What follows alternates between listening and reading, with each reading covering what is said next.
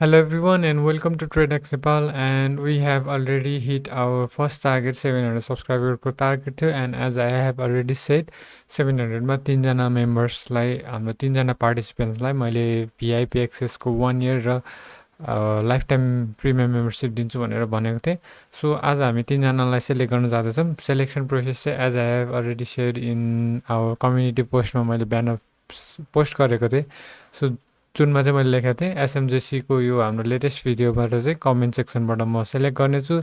And 3 जना member जति पनि जो पनि सेलेक्ट हुनेछ उहाँहरूको अरू यो 1K च्यालेन्जमा कमेन्ट छ कि छैन, सब्सक्राइबर छ कि छैन, एन्ड डिस्कर्ड मेम्बर छ कि छैन म चेक गर्नेछु. एन्ड उहाँहरू एलिजिबल हुनुहुन्छ भने they will be the final winner.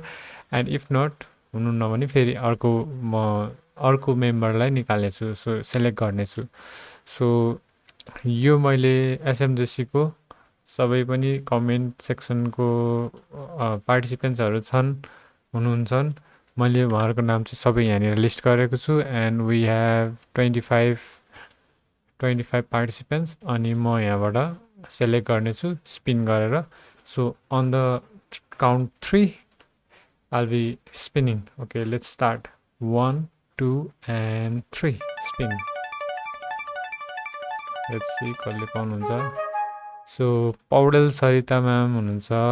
Thank you so much for your participations है.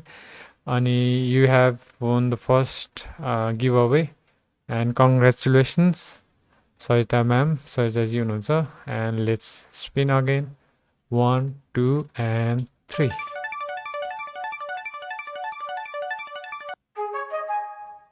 Harium KX7B ल उहाँको युजर नेम हो. यो चाहिँ @Harium KX7B छ user name. So congratulations, you have been selected as the winner. So second winner हुनुहुन्छ. And let's spin again.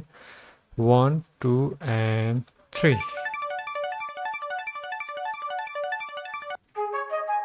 Okay, Suman Gautamji हुनुहुन्छ. Suman Gautam 5921. So यहाँहरू चाहिँ हाम्रो विनर हुनुहुन्छ. And I will be looking if उहाँहरू एलिजिबल हुनुहुन्छ कि हुन्न. अनि बल्ल मैले पोस्ट गर्नेछु. नत्र एलिजिबल हुनुहुन्न भने म अर्को पनि सेलेक्ट गर्नेछु उहाँहरूको मेम्बरको उहाँ पार्टिसिपेन्टको रिप्लेसमा. इफ उहाँहरू एलिजिबल हुनुहुन्न भने मात्र, नत्र हामी फाइनल विनरै उहाँ नै हुनुहुन्छ.